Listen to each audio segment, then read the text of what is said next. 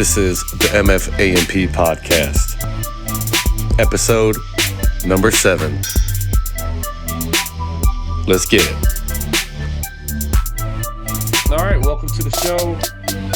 This is the MFA&P podcast. I am Joe Peebles, your host, and this is episode 7. Super excited today. Got a really killer guest coming on. I wanted to start, of course, like always. Listen, if you're a veteran and you feel like you're facing some problems, the world's going through a lot of changes with Afghanistan. And I'm also a veteran from Afghanistan.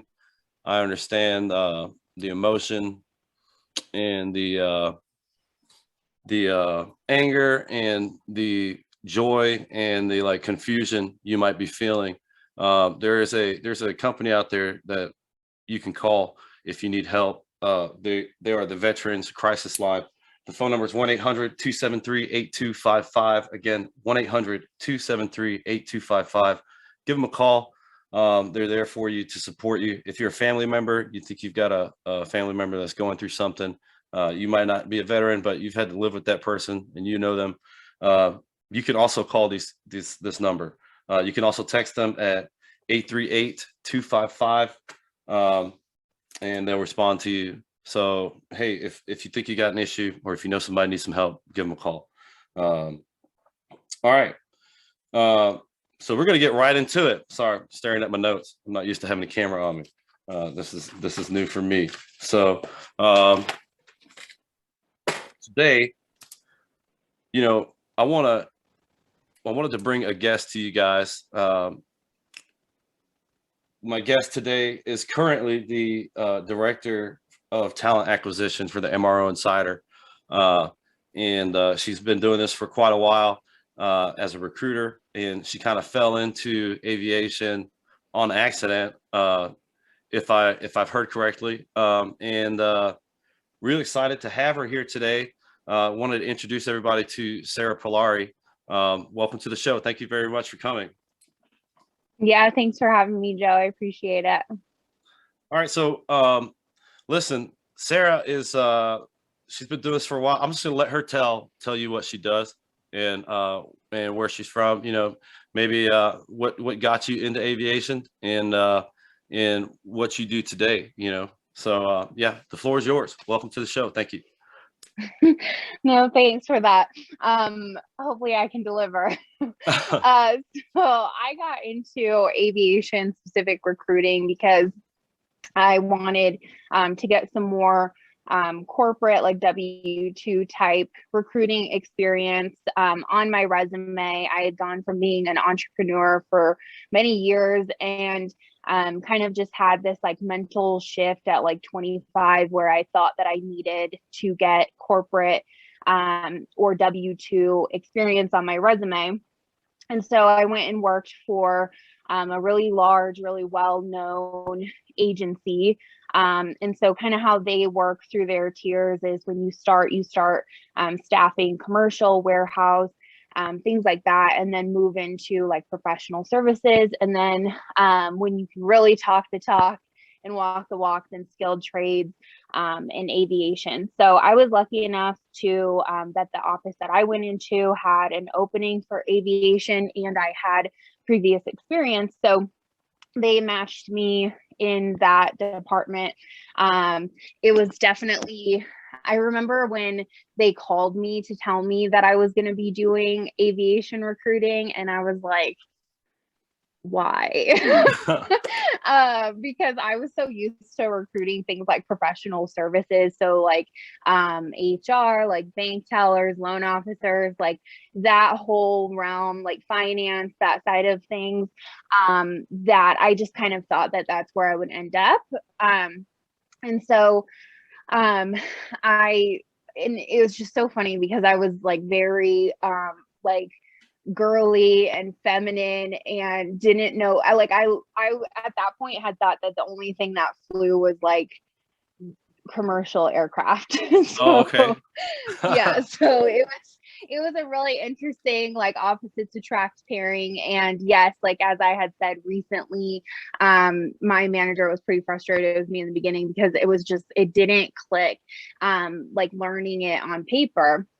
And then as soon as I started having more and more conversations with technicians and A&Ps, avionics, all of that, that's when it really started to click for me. Because like, I'm the type where I like a challenge. And so I remember the first time calling an A&P, and he answered the phone and I said who I was. This is Sarah from so and so, like, I have this opportunity. And he just came back with, what do you got? How much does it pay? Where's it at? Like, what's the per diem split? And I'm like, per diem split, what is that? Yeah. And so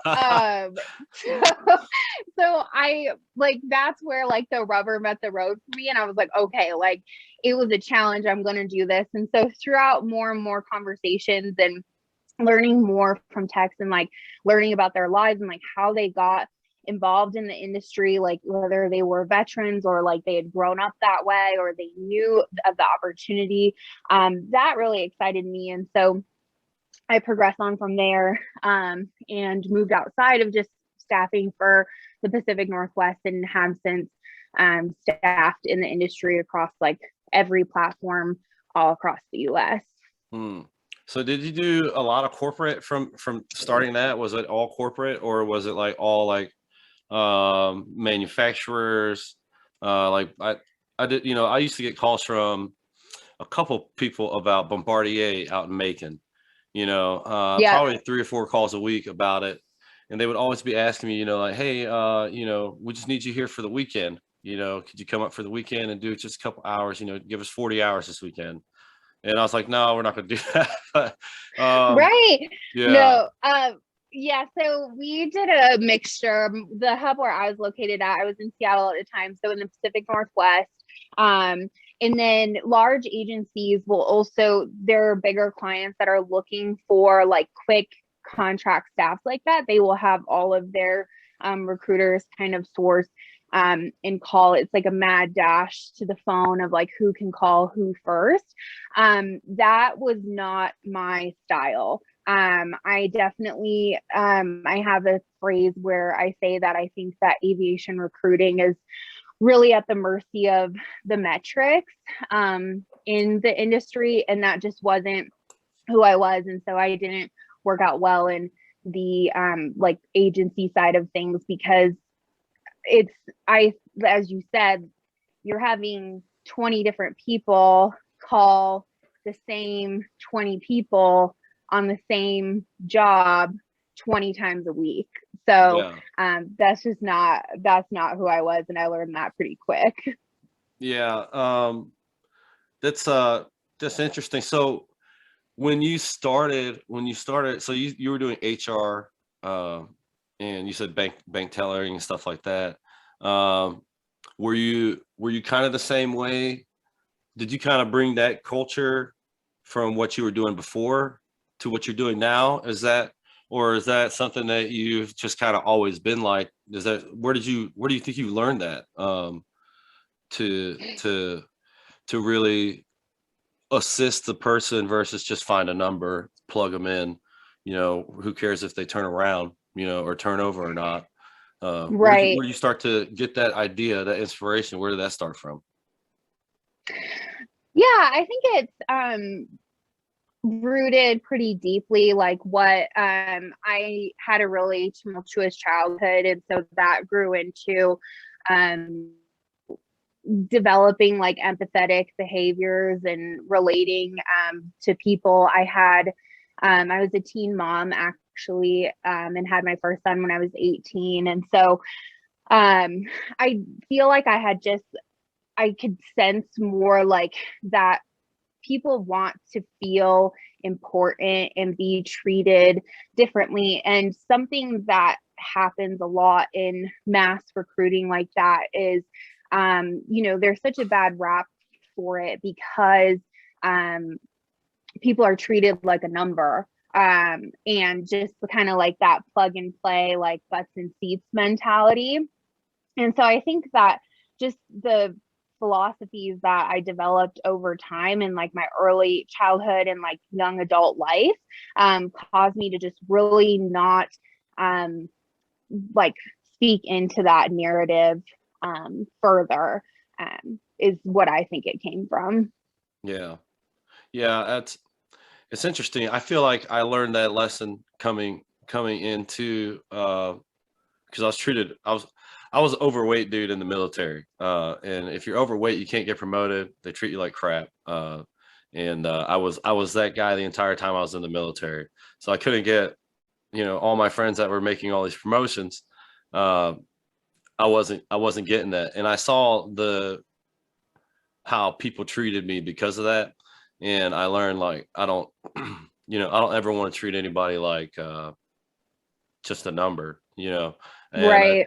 I think that's where my networking began. I think you're a pretty good networker too, looking at I listened to your podcast. So I found, if you don't know, I found Sarah listening to, actually no, I made a comment on LinkedIn and I said I love this industry, something like that. And you were the only person to comment on there, I think. And you were like, me too, I love this industry. And I was like, oh, who's this? And then there was a podcast. I think you had just done a podcast with Jet Blast with Andy Nixon and Nathan Winkle and Lee Brewster. And I was like, you know what?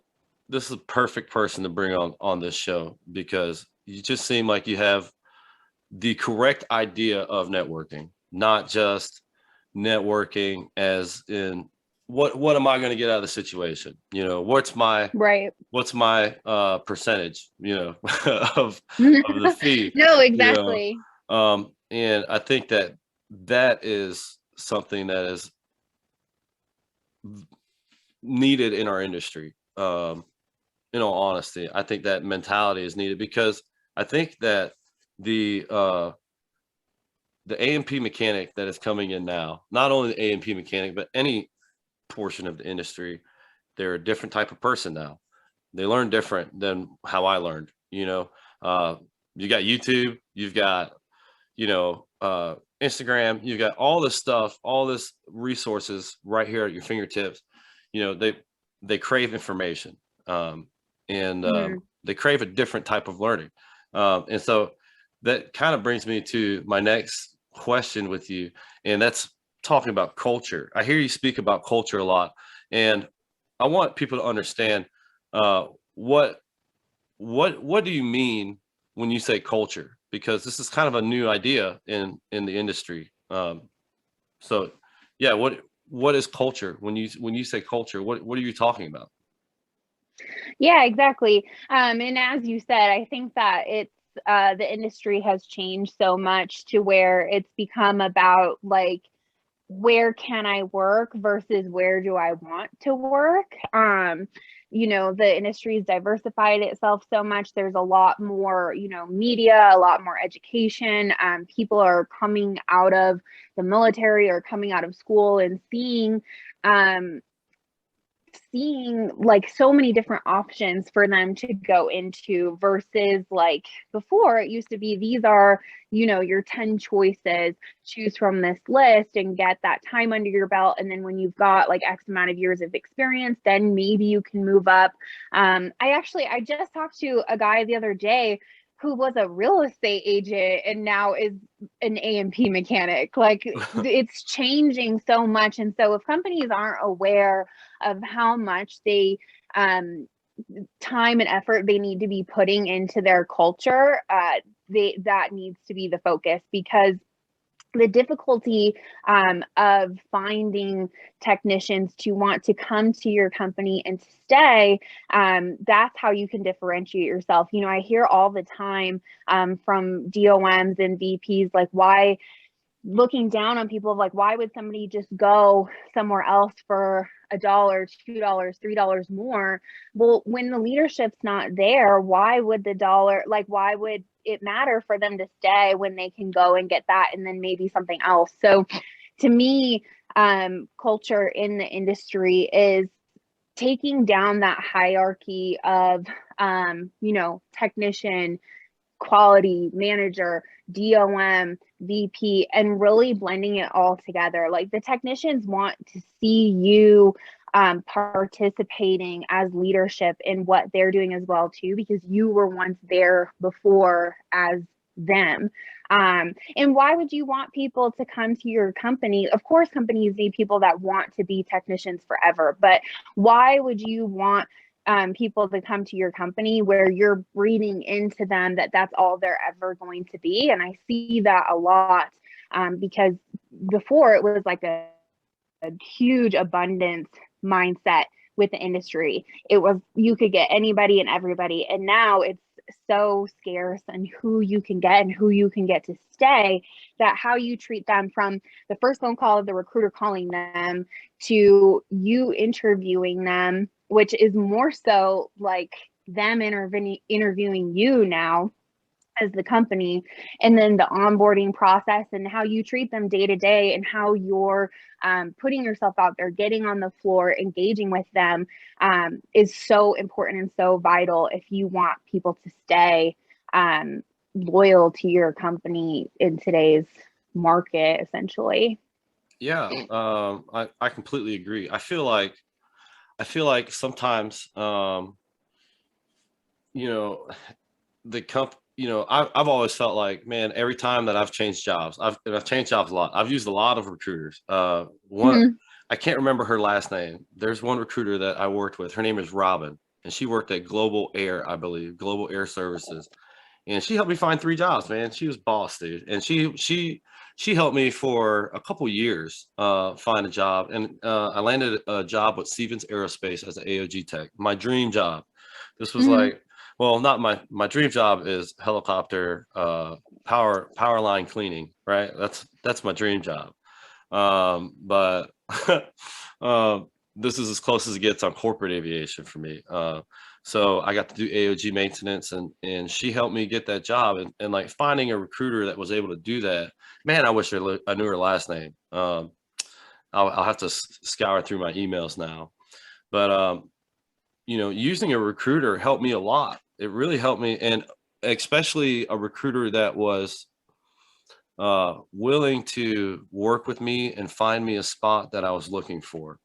Right. And asked me, hey, what do you want? So I wanted to maybe ask you a couple questions, like maybe somebody's looking for a recruiter. Maybe, maybe you're listening to the show and you're like, man, I need to talk to a recruiter. Like, are there like some questions that maybe I should be looking for, or maybe some questions I should ask to maybe see if they're a good fit for me? Or, like, is that a thing? Is this person a good fit for me? Like some people, I know a lot of people have never talked to a recruiter, so they don't understand what that is. So maybe some pointers on what to ask a recruiter, or what to tell a recruiter even, maybe that'll make your job easier. No, I understand that, and I resonate with that a lot. I think that there's definitely, you see on LinkedIn today nowadays, especially in our industry, how tough it is to find a good recruiter, or people putting down recruiters. And I can understand it to a sense, because I think a lot of recruitment processes, especially in the aviation industry, are broken and not treated with the respect that they should. And so in my theory of how I like to talk to candidates, or like future candidates, and work with them over years of time, it's just building a deeper relationship with them. I think so much it's just kind of that turn and burn style. And like I said at the beginning, people have to understand that when you're talking to a recruiter, most of the time you're at the mercy of the metrics. They have to talk to so many people within a day, a week, a month. They have to place so many people to meet the expectations of the company that they're working for, and ultimately keep their job. So while with that in mind, still, I think that the ones that actually want to build a deeper relationship with you and get to know you for who you are, is really the type that will stand out from most, because a lot are going to call and, like you had said, and just spew out really quick, like, this is the job. And that makes someone feel like, well, you don't know anything about me. Like, Yeah. you know that I maybe still live in this place, Mm-hmm. and said on JS Firm maybe 3 years ago that I was looking for these states, and like, you know that I worked on this airframe and I have an A&P. Like, they don't. I think a lot get stuck in that like bubble of not going out, like beyond that. And are so afraid if they take the time with someone that, you know, they might not hit their metric because they're wasting too much time talking to people that won't fit that exact job. And so how you were saying your recruiter, Robin, how she was really more so looking to get to know you and what you were looking for, that's how she's able to place you in so many jobs throughout the year and work with you with a long-standing relationship, because she knows Joe. She doesn't know like your resume as like, okay, this person's worked on this airframe, they have an A&P, and they want to be in this state. Like, it becomes so plug and play, or like a jigsaw puzzle, that now, you know, because she took the time to get to know what you wanted, and more about your dreams and goals and hopes, she's going to, you know, take the steps to get you closer to that. And so to me, that is the difference in what you should look for in talking to an aviation recruiter specifically, is that they understand the industry, they understand your background. They're not calling you to go work at structural assembler jobs when you work in corporate aviation. They're getting to know more about you as a person. And, you know, I think a lot of experiences that, you know, some guys and gals I've talked to have had, is that if they don't fit the job or they don't want the job, the recruiter just dumps them. And I've never had that mentality, unless, you know, it was, you know, a negative situation. Always someone who's willing to keep that relationship going, because you never know in the future where that relationship could be valuable. Yeah, absolutely. You never know. You never know No. what information, or, you know, there's one thing fun about meeting people, is you never know their background. So, and you never know where they came from or what they're doing. I've got a friend, he does insurance now. He was a tower controller in Honolulu, you know, like he was one of the head guys, and now he quit his job and now he does insurance, you know, just left. But he learned a lot of really good stuff in aviation, and now he's been able to apply that to his insurance company, and he's doing great, you know. But it's awesome to learn about people and what they do, and how they got to where they're at, because it explains a lot on how they learn, how they work, what makes them move, right? What makes them get up and work, what makes them, you know, gives them drive. And when I talk about culture, and you were talking about culture earlier, when I talk about culture, that's one thing that I think about, is like, where can I be a part of something? Um, Mm-hmm. and changing it from, you know, what can you do for this company, or, you know, from that idea, from what can I get from this also as an employee. And I think that anybody who's out there looking for that, that if you can find a recruiter that has that type of a mentality that can help you out, it's going to be incredibly beneficial, you know, Right. for you and the recruiter, because the recruiter's not wasting time just trying to find any job for you, you know. Right. And it's very much like that, what have you done for me lately mentality, versus like just building your network. Like, I have a guy that I just talked to him the other day. I've been talking to him for 3 years. Like, I've never placed him anywhere, but I know that like, if I, you know, keep engaging with him and like network with him and be his friend, essentially, when he is looking, that's who he's going to come to. And so I think so many people lead with that, like, what have you done for me lately mentality, when really it's about even now more than ever, just building your network. Yeah. Yeah, because your network is what makes you. I think I had a podcast a couple of weeks ago. That's exactly what it was about, was networking. And the power that your network and the people you surround yourself with can have in your direction in life, Right. So I have a couple more questions for you. I wanted to ask you, so in the beginning you were helping veterans get placed after their military term. Is that what you were saying? I wanted to know, I've got a bunch of friends getting out. I got out in 2009. I didn't have an A&P. I got a job going straight back to Afghanistan right away, because I didn't need an A&P, and they paid a butt ton of money for a fresh guy, and it was more money than I ever thought I would make in my life. So at that point, I didn't know that I needed an A&P to be successful in aviation. Or really, I don't think you need an A&P to be successful in aviation, but it definitely does help in opening doors. And I wanted to talk to you about that, because I've got a bunch of friends getting out now and they don't have their A&Ps. And Right. I wanted to ask you, hey, if you don't have an A&P, but you got a butt ton of experience working on Chinooks or Apaches or UH-60s, or even C-130s for the Air Force guys, Marines, anybody getting out of the military who has that 5 to 7 year experience range, what can they do to find work? Is there, what type of options do they have for work without the A&P?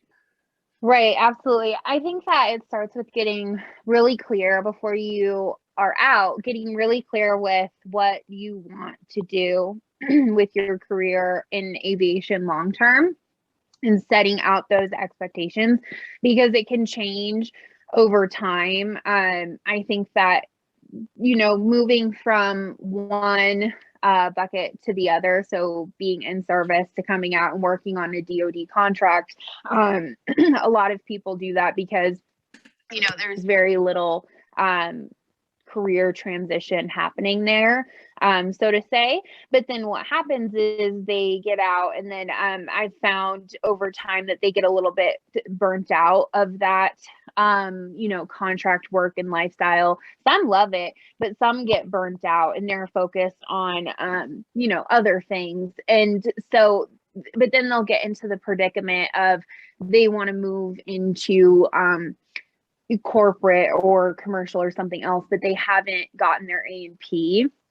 And so what I like to tell people to do is focus like long term. What is your goal of what do you want to do ultimately in the industry? And then take the steps doing that while you're working, say going into DoD work. So when, say, you don't want to do that any longer, you can move on to other things that do require the A&P. The sweet spot in the middle, that maybe like the people that want to work still in that, military type environment or do the contracting, but then maybe that's not the lifestyle they want, so to say, or they want more predictability in the future, predictability in the future. I like to recommend mission oriented type work to those individuals. So like aerial firefighting, air EMS, or government work, kind of more closer to like, Stevens, like where they have like ISR type work, or like Phoenix Air Group or places like that, where they can work in maybe like a smaller setting, but it's still supporting some sort of mission. But without the A&P, and you just want to hop from, military, stay on the same airframe, say you work on Chinooks, I recommend going straight to DoD contracting, and working with a recruiter that is really skilled in that area. Yeah, I felt like for me it was a really good transition, because the structure for military is still there. There's a lot of hierarchy, I guess you could say. Like, you kind of like your squad leader is now your team leader, and your platoon sergeant is the hangar lead, and he's out there yelling at everybody. It's still very, very military-esque feel when it comes to government contracting. And so if that was your feel, I see a lot of 20-year guys going that route. It's because that's what they know, and that's what they're comfortable Right. with. Because some type of corporate, like manufacturing corporate, is pretty cutthroat. And not a lot of people make it through that side coming from helicopters, because we're redheaded stepchildren of aviation, Right. especially the Chinook guys. Helicopter guys do the best in the mission oriented, like from what I've found in those mission oriented type roles. Like helicopter guys, they like them working on like fixed wing aerial firefighting platforms is like money. Yeah, absolutely. That's a really good space for them, because the purpose is there, right? And so you get to gratify two things in your life. It's career and purpose. Columbia Helicopters being one of them. I don't know if you've done any recruiting for them, but man, I had an offer with them, and I wish I could have taken it. But at the time, we had two little kids. My daughter was, I think my daughter was like 5 or 6, and the other two are 1 and 2, and there's no way my wife would let me. Actually, and really it was my decision. I wanted to be more of a part of my family. And so that position would have worked perfect for me, but I would have never been where I am today. And so I'm happy that I made it that way. But because I was working in manufacturing, and I needed that, that feel of, I did something important today, because in helicopters, in aviation helicopters, everything's got a mission. The helicopter's got a cargo, the helicopter's got bullets, or the helicopter's carrying hurt people, and all of those were super important all the time. And then you go to manufacturing, where you're just making airplanes for rich people, which was, not gratifying at all. I was really good at what it did, and a lot of people do come. There's so much skill, but they're not happy, and you can see it. And you know, that's another reason I was really excited to get you on the show, because you're a person who helps people find that. And I think you also. That's funny you said that. I actually have a friend. I remember asking him a long time ago, like, how would you even decide to like up and leave and do this? And he said, I just got tired of making planes for rich people. And yeah, it's the truth. Because it is fun. The jets are cool. They're awesome, but there's no self-gratification there, other than moving up in your career, which is great. But when the purpose is bigger than you, I feel like you enjoy work more. And you just feel like you're giving back somehow, Right. So yeah, so if you're looking for work, I did JS Firm a lot. I was a JS Firm guy. It's a great resource. And you talk about numbers and metrics, the mercy of metrics, right? I don't know how long the Zoom meeting lasts. I paid for this account, so it should last for a while, but it should last longer than an hour. But if it does cut, we'll cut around too. But I just wanted to say the mercy of metrics. When you're applying for work, if you're out there, I just want to put this note out there, because this is what I did, and this is what Grant Cardone and all these great speakers talk about, is this 10x rule, or putting out more and expecting what you get. The recruiters, when they're calling 50 people, they might get one call back, and that's why they have a quota of calling. And if you're looking for work, I want to encourage you to take your resume and blast that thing everywhere that you can put it.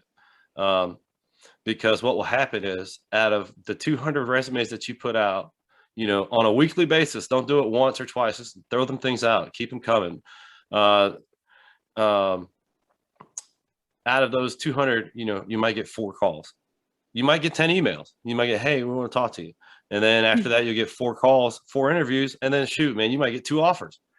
So you went from nothing to doing that. The more you put out, the more you're going to get back. The more work you put into it, the more it's going to come at you. So I really like the fact that you said looking for clarity in what you want, because that's something that I haven't done most of my career. I think if I did, I would have started my business a long time ago.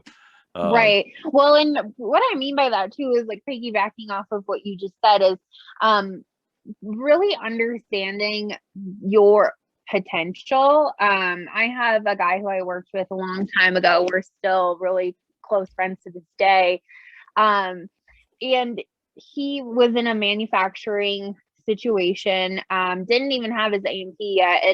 And it seems so like far sighted to say like, oh, I could go work on corporate jets on the AOG team. Like, but the thing is that the right recruiter will know from talking to you and hearing just like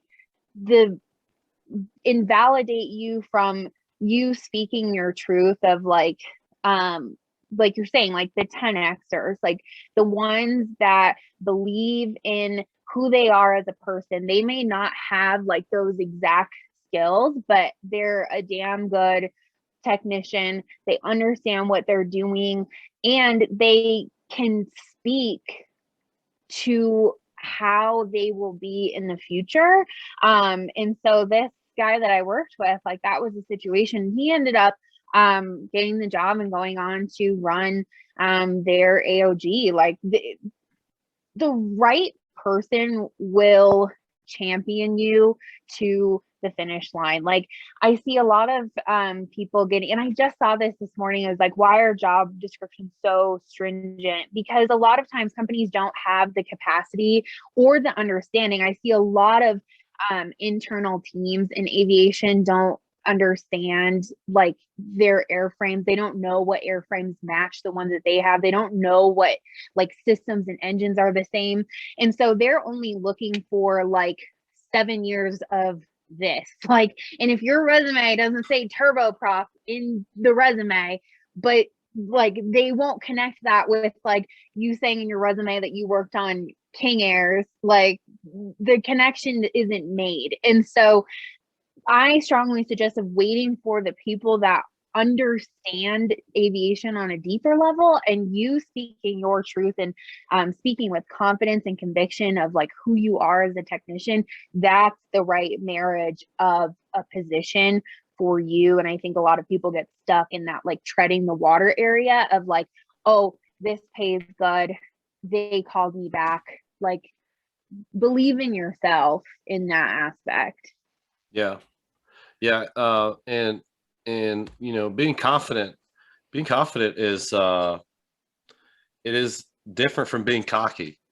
So remember that as well, because being cocky can really turn some people off on wanting to hire you. You can come in with all the confidence in the world and still be humble. And I think that's something important coming from, because I've worked on both sides of the table, the hiring manager and the guy in the seat, and on the hiring manager's side, a guy who comes in humble with, ready to learn and ready to understand will get picked hands down way before the guy who comes in and says, I can fix anything in this hangar. And so coming in with a little humility and just wanting to be a part of the system or be a part of the team and help the team succeed is a huge deal when people are looking for team members. So come in with confidence, and there's a thin line between the cockiness. But a lot of times, when you come in with cockiness, the hiring manager or whoever's talking to you, the recruiter on the phone, they can call through your bullshit. And it's pretty easy, to tell, we used to have a thing. I used to be an Apache mechanic, and there used to be a thing that we said, it's like, how do you know an Apache pilot is in the office? And they'd be, people like, oh, I don't know. And I'd be like, well, he'd walk up and tell you, I'm an Apache pilot. And so it was always funny thing. But, those people that are, it takes a certain type of person to fly the Apache. And those guys all have this personality. But don't forget, come in with humility, and really, if you can see where this is going to help you, keep that in mind, because that's going to get you through the times where you don't want to work there anymore. Like I made a couple decisions in my career, and that was, I wanted to learn structures, and somehow I landed a job at Gulfstream. And guess what Gulfstream does? Is all structures. And I learned a ton of structures there. In fact, I'm one of the better structure guys I know, and so that's saying a lot, because I didn't even know how to take out a rivet.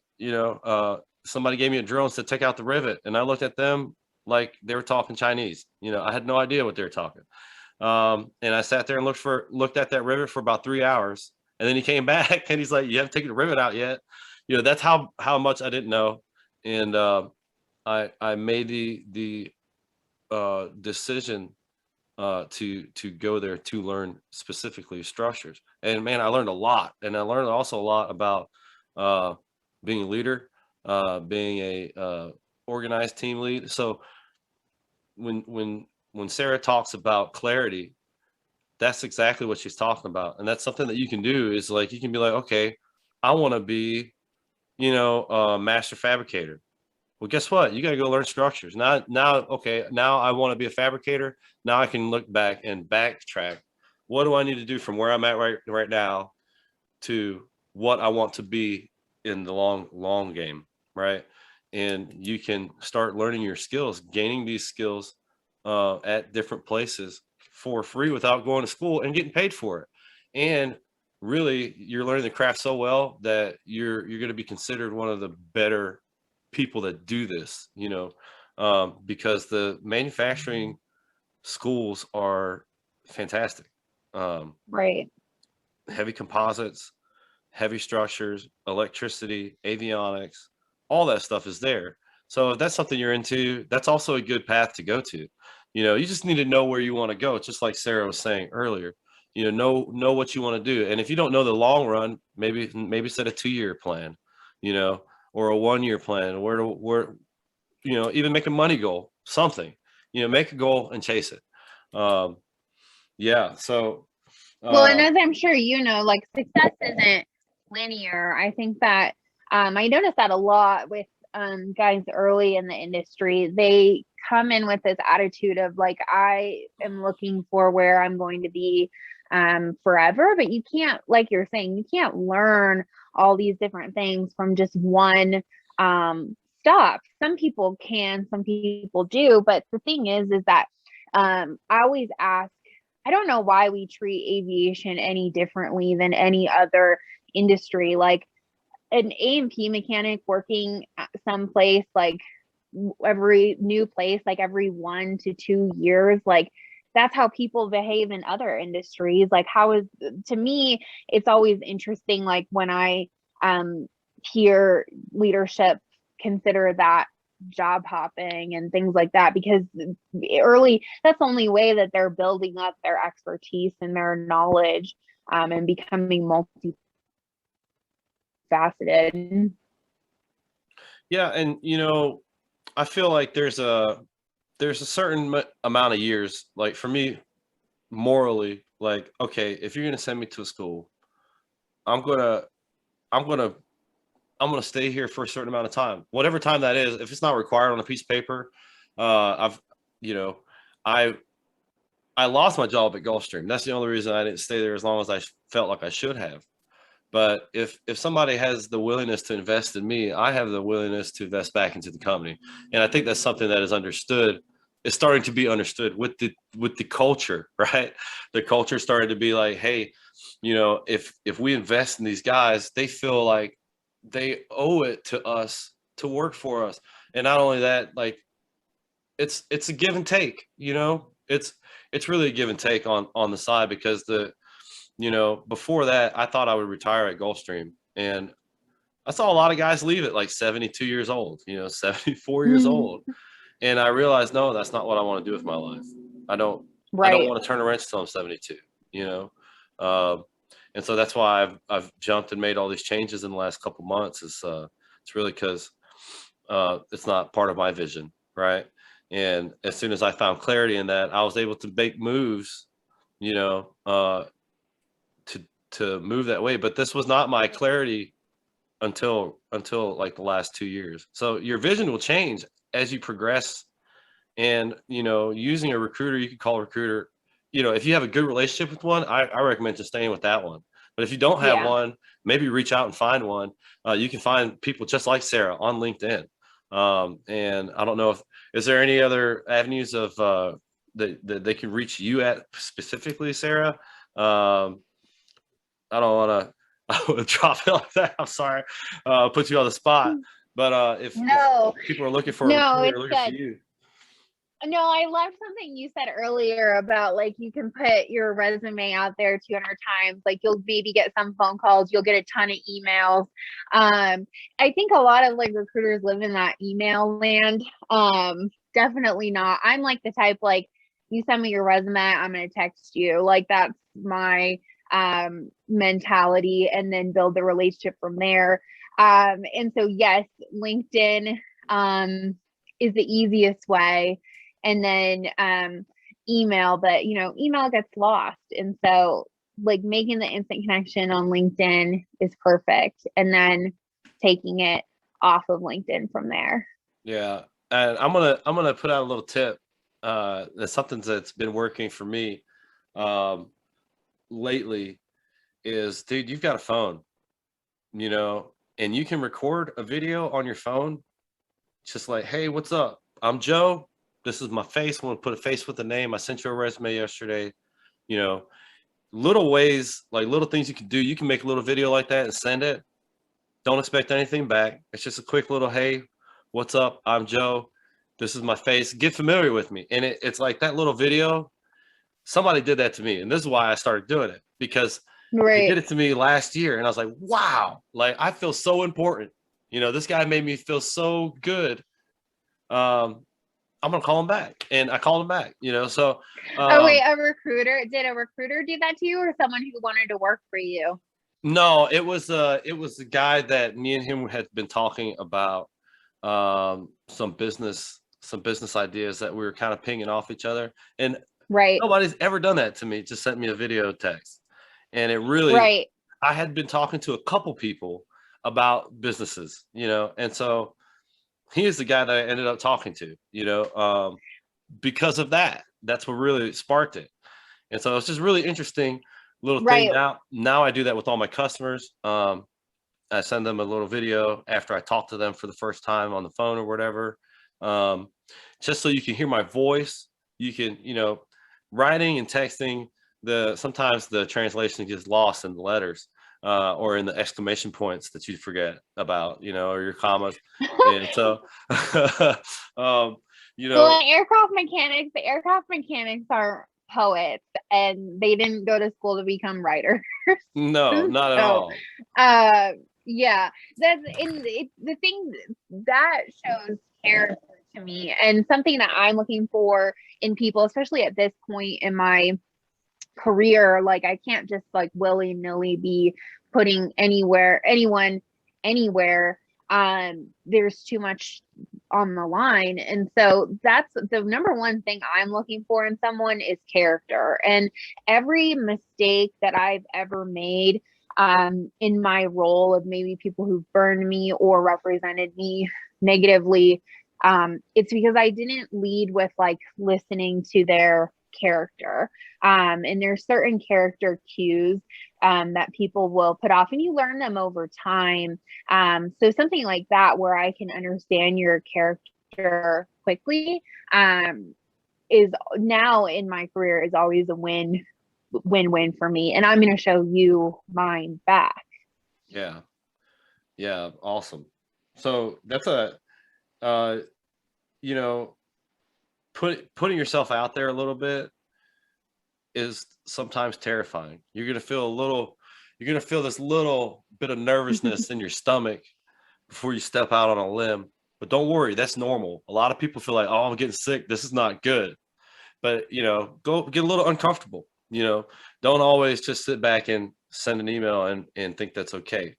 Maybe do one more little thing, maybe just shoot a text, And right. And like we were saying earlier before we got on, like I love what's happening in aviation right now, where techs are coming out of the woodwork and sharing what they do. And I think it's another like double, like it's just another like tool in the toolbox for them of like they're going out and building their network and becoming seen and known. Like I see so many techs like posting on LinkedIn now about what they're doing, and I just love seeing it. It's so cool. And it's another thing that like companies are going to have to come out from behind the wall and really start like building their culture more to get those people to stay, because those people are actively marketing themselves out, and that's what an employer wants. Like if you think that doesn't make it that much easier for a recruiter or an employer to reach out to you, like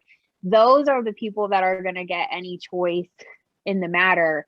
And so seeing that happen and seeing that change is really exciting, because I think it will like put a fire under the ass of some more companies.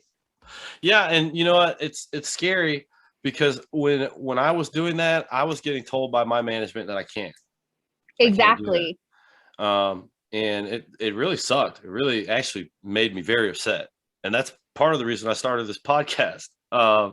Was just to stick it to the man.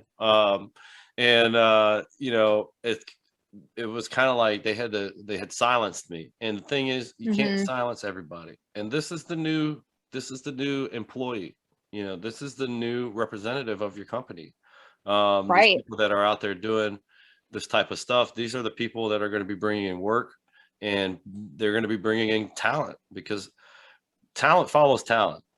And that's exactly it. It's like nowadays, like especially in the aviation industry, word of mouth and referral is so important.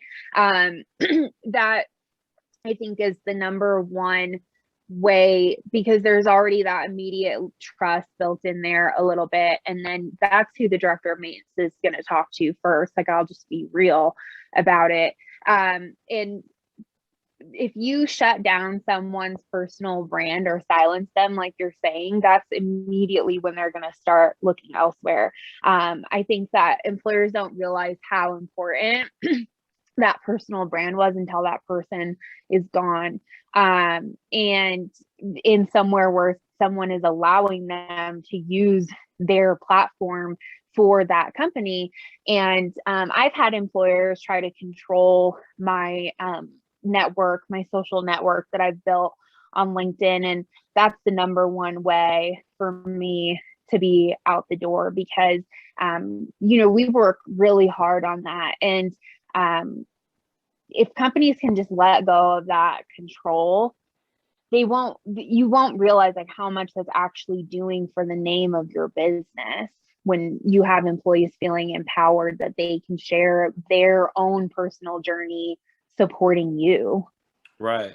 I mean, that's what it is today, is people just want to be seen. They want to see, they want to show people, hey, this is what I do. This is cool.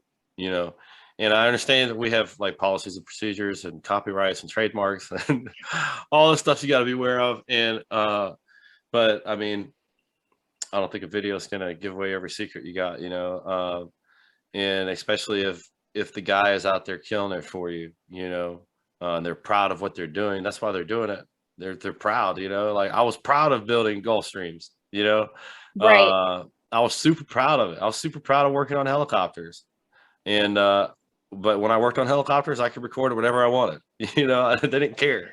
Right.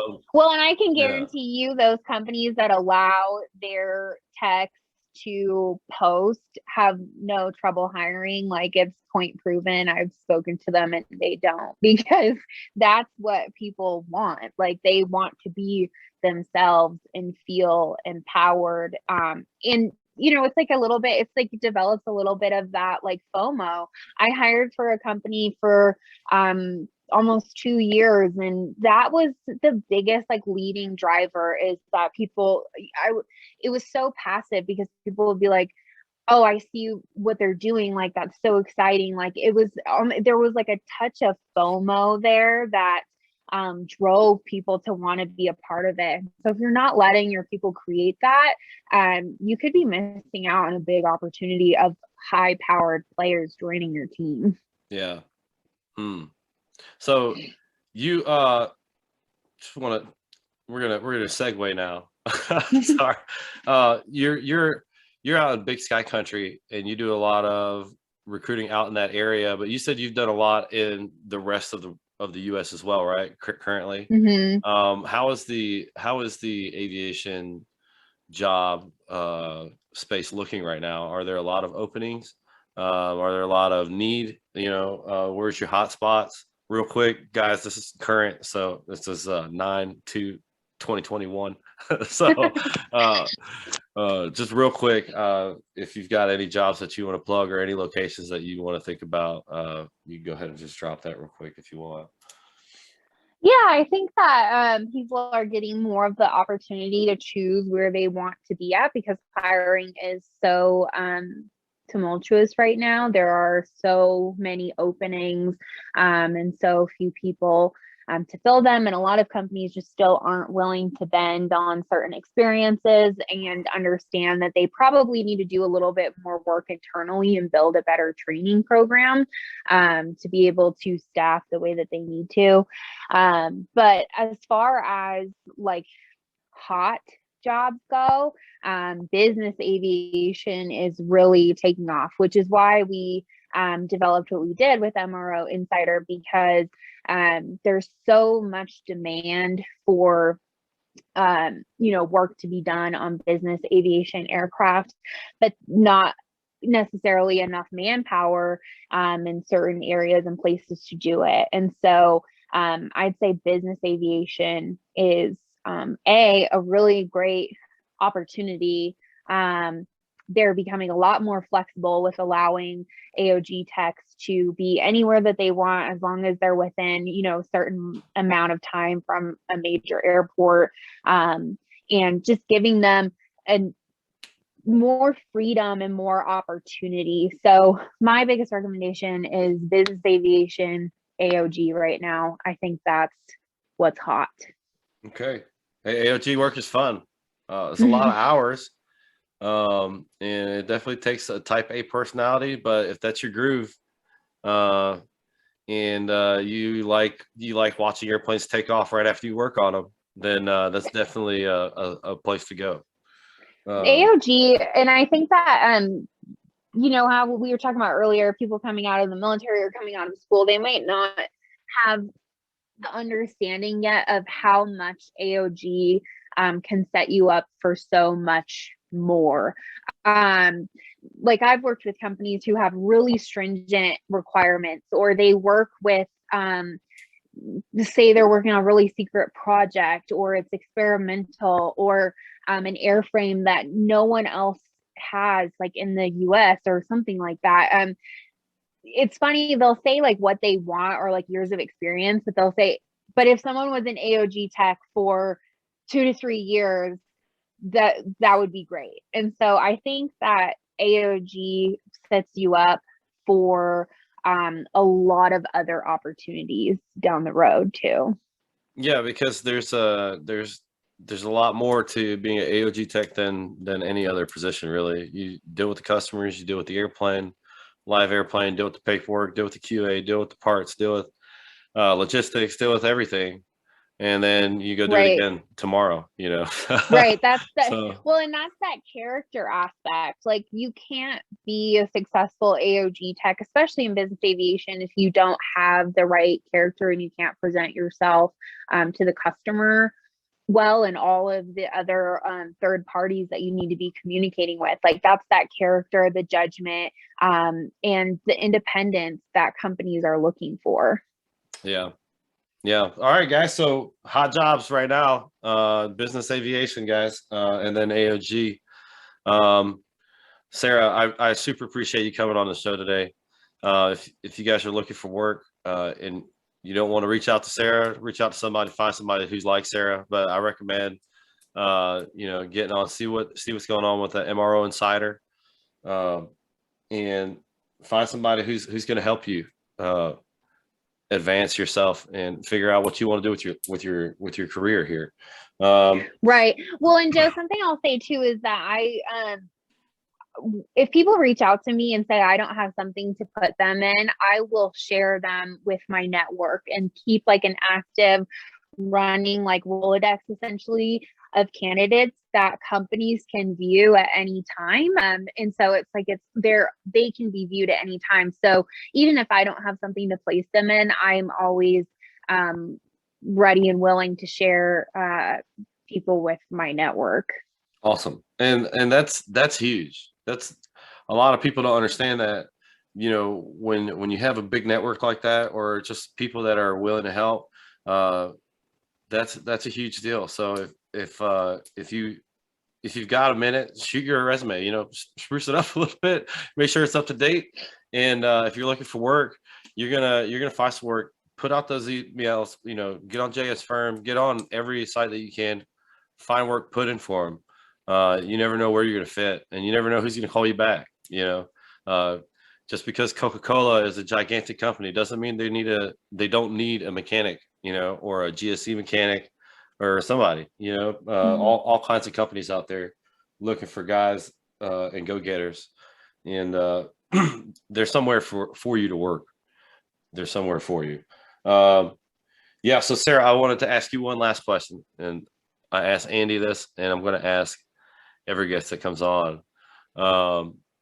If you've got one piece of advice that you could drop and just let everybody fester on, and maybe if they don't remember anything from this episode, they can remember a piece of advice from you, what would that be?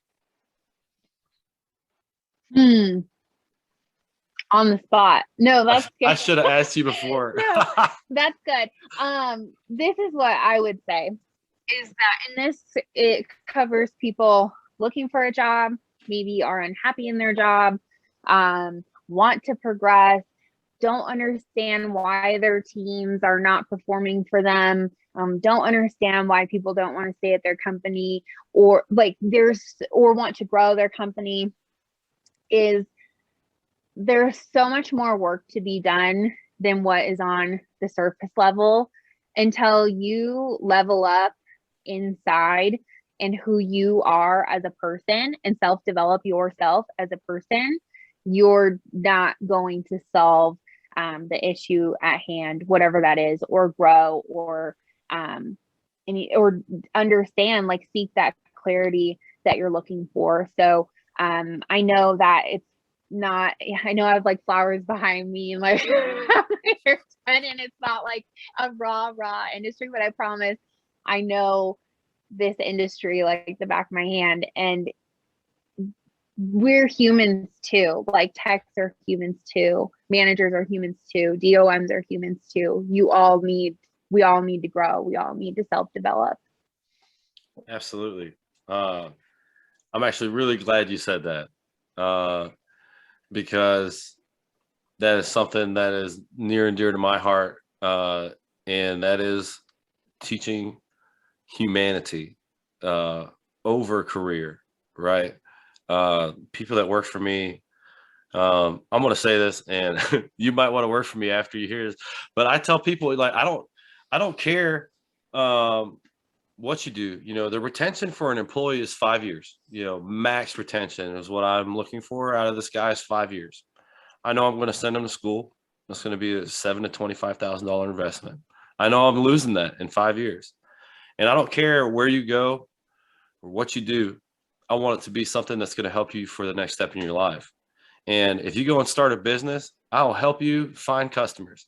If you go and find another job, I will help you go find a new boss. You know what I'm saying? Like, I want you to succeed.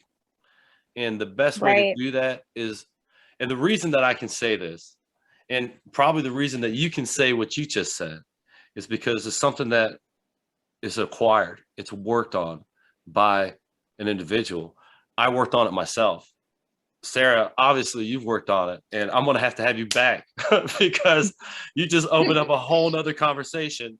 I saw you post a couple books the other day, and I saw Think and Grow Rich in there, and a couple other things. So I was super interested in digging into that at some later date for sure. But I would love to talk again too about like managers, because I think it's important, because techs will grow into managers most likely, and how just the most efficient way to get people to work for you is working on yourself. Awesome. Yeah, and that's the absolute truth. So that was a nugget. Thank you very much. I appreciate it. If you don't remember anything from this show, that right there is what you need to remember. Yeah, go and fix, go and figure out what's up with you, and get yourself right, and once that happens, the clarity comes, the vision comes, the dream comes, but it'll never come if you're upset with yourself or you're not happy with where you're going and how you're doing it. And a great way to do that's reading, but we're going to dig into that more in the next couple episodes. Listen, if this show helped you out at all, please like it, share it. And if you've got any questions as far as recruiting, I want to say reach out to Sarah Parlari. I don't want your email to be blown up, but you can hit her up at LinkedIn. And man, I super appreciate you coming out. Thank you very much, Sarah, for your time. I know we went over, but like I said, super grateful to have you today. Thank you very much. No, thanks for having me, Joe.